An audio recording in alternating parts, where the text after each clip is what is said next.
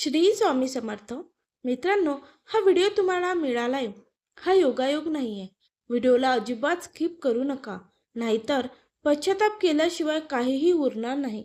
समजा तुम्हाला एक नवीन घर बांधायचे आहे. मग त्यासाठी तुम्ही जमीन विकत घेता आणि ते कसं बांधायचं याविषयी मनोमन रूपरेखा बनवता. ती कल्पना तुम्ही तुमच्या पत्नीला आणि मुलांनाही सांगता, जी ऐकून सर्वांनाच फार आनंद होतो. शिवाय आपापल्या परीने सगळे प्रत्येक प्रकारचं सहाय्य करण्यास तयार होतात. तुमचं बँकेतील लोनही मंजूर होतं. तेव्हा आता घर बांधण्यासाठी काही अडचणी येतील का? निश्चितच नाही. कारण घर बनवण्यासाठी आपल्या भावना आणि विचार वाणीद्वारे प्रकट झाले आहेत. शिवाय आनंदित होऊन आपण आपल्या इच्छांनाही बळ देत आहोत. यात सर्वाधिक महत्त्वाची गोष्ट म्हणजे आपण कृती रूपात जमीन विकत घेतली आहे.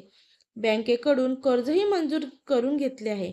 याचाच अर्थ आपल्या इच्छापूर्तीसाठी भाव, विचार, वाणी आणि क्रियेत संतुलन असल्याने अशी क्रिया घडतच एकरूपता तयार होते. मग निसर्गही पूर्ण रूपाने तुम्हाला सहाय्य करण्यास, तुमच्या अपेक्षा साकार करण्यास सज्ज होतो. आणि हेच आपले 7वे विचारसूत्र आहे. आपल्याला जे हवंय ते लवकर प्राप्त करण्यासाठी भाव, विचार, वाणी आणि क्रियेत एकरूपता आणा. समजा तुम्हाला तुमच्या आवडीनुसार घर बांधायचं असेल, परंतु विचार, वाणी, क्रियेत एकरूपता नसेल, संतुलन नसेल, तर काय होईल बरं? शिवाय आपण जर सतत असाच विचार करत असाल, की घर बांधण्यासाठी तर इतके पैसे लागणार आहेत आणि माझ्याजवळ ते नाहीच, बँकेचे लोन पण मिळेल की नाही शंका आहे, मी बँकेचा हप्ता भरू शकेन की नाही, असे नाना प्रकारचे विचार मनात समूह निर्माण करत असतील, तेव्हा तुम्ही म्हणाल, जाऊ दे ना, काय करायचं आहे मोठं घर घेऊन, शेजार पाजारचे लोक सहयोगी असतील ना, आता जिथे राहतोय तेच ठीक आहे, कमीत कमी सगळं परिचित तरी आहे. अशा प्रकारे प्रत्येक विचारात द्विधा मनस्थिती असेल आणि त्यासाठी कुठलेही कष्ट घेण्याची तयारी नसेल, तर तुमच्या या इच्छेला बळ मिळणं कठीण होईल. शिवाय तुम्ही आता नवीन घर घेण्यासाठी तयार नाही, या संदेह देखील तुमच्याद्वारे निसर्गाला मिळेल. म्हणून जेव्हा आपली इच्छा पूर्ण होत नाही असं वाटेल, तेव्हा आपला भाव, विचार, वाणी आणि क्रियेत ताळमेळ तर बिघडला नाही ना, यावर मनन करायला हवं. कारण याच्या असंतुलनेच आपल्या अपेक्षापूर्तीत विलंब होतो, बाधा निर्माण होतात, हे आपल्याला जाणवेल. निसर्ग तर आपल्याला मुक्त हस्त सर्व काही देण्यास तयार असतो, परंतु त्याचेही काही नियम आहेत. आपण ज्यावेळी काही विचार करता, इच्छारूपी बीज पेरता, तेव्हा ते कित्येक पटीने वाढून तो आपल्याला परत करतो. ईश्वर जेव्हा काही देतो तेव्हा छप्पर फाडून देतो. कारण समस्या कधी एकटी येत नाही. ती म्हण तर तुम्ही ऐकलीच असेल.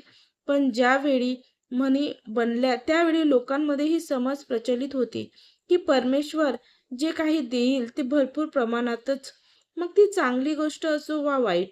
आपल्या जीवनात जर भावना, विचार, वाणी आणि क्रिया नकारात्मक असतील तर तशाच घटना आकर्षित होतील, आणि सकारात्मक असतील तर सकारात्मक. कारण आपण कुठल्या गोष्टीसाठी सक्षम आहोत हे त्यावेळी निसर्ग पाहत नाही.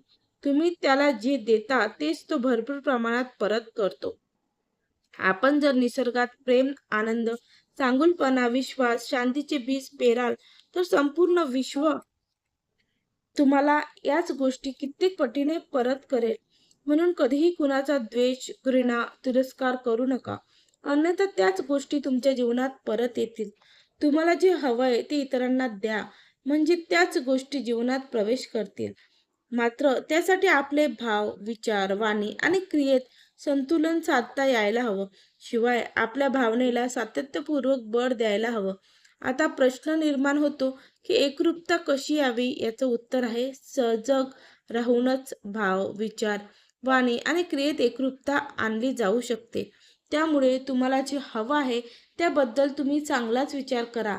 तुम्हाला जे नको आहे त्याबद्दल तुम्ही अजिबात विचार करू नका. कारण निसर्गाला फक्त एकच कळतं, तुम्ही जे बोलता ते तुम्हाला निसर्ग परत देतं.